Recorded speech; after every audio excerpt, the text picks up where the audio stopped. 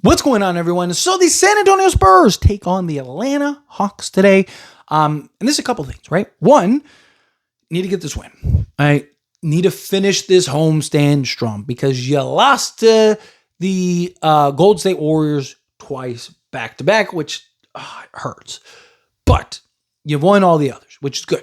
That's what you want to do. You have 5-game homestand. You need to bare minimum go 3-2. I wanted 4-1. And if they handle business against Atlanta, be furious because it's like, you had it. You had it, right? Especially that second Warriors game. It's just like, you let that you really fumbled that. That was a bad game. But look, young team, inexperienced, Warriors are the Warriors. Steph went absolutely crazy. You're going to have those moments. You're going to have those stretches. Spurs have done an excellent job of bouncing back and responding since then. No Victor Wembanyama. No Dylan Harper, and now no Stephon Castle. You didn't have Stephon Castle last game either. So you're without 3 of your top 4 or 5 guys, right? You're definitely without your best player.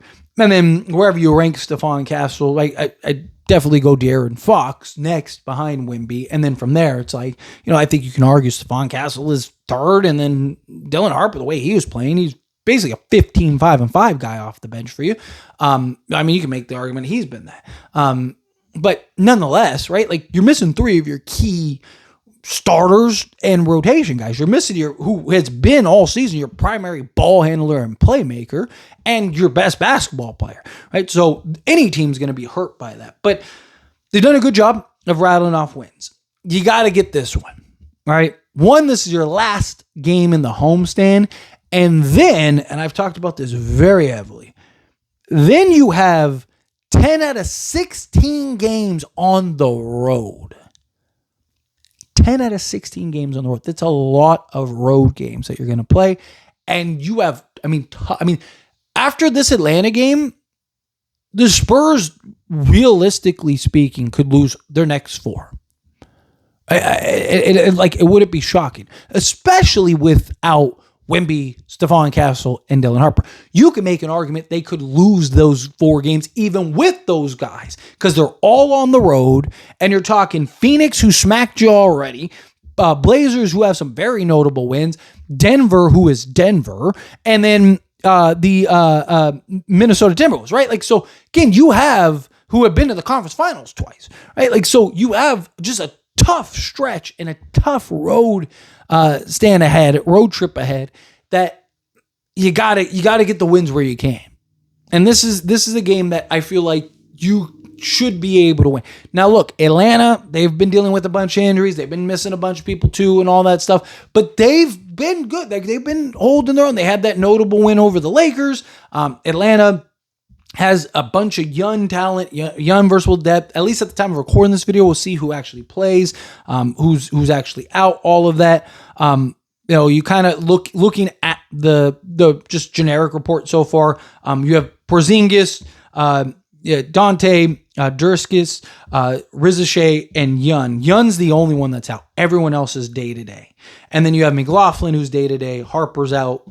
Castle's out. And Wemby's out. Those are the only guys out for the Spurs. So, again, they're missing potentially 3 of their starters, and 2 would just kind of bench and backup guys. But outside of that, they still have several guys that are really good. They have several guys that can just make De'Aaron Fox's life just a nightmare. So Spurs have to find a way to win this game.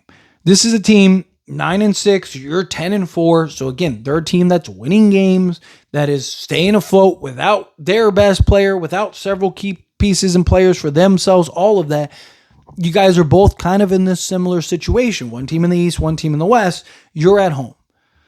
Go in there, handle your business at home, and rattle off this win, because you don't want to get too far behind the 8 ball here. You don't want to, now you lose this game, and then like I said, now all of a sudden you could look up, you could be 0-6 in your last, handful of games, right? Like, again, just to go over a few games, right? One at a time. Starts with Atlanta. I want to be very clear.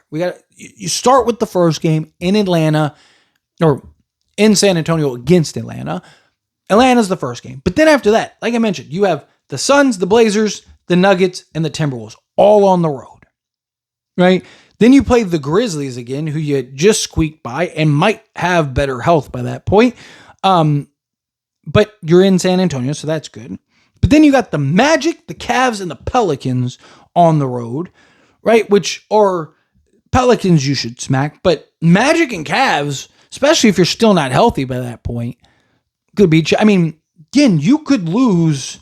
You lose this after this Hawks game. You're talking 4.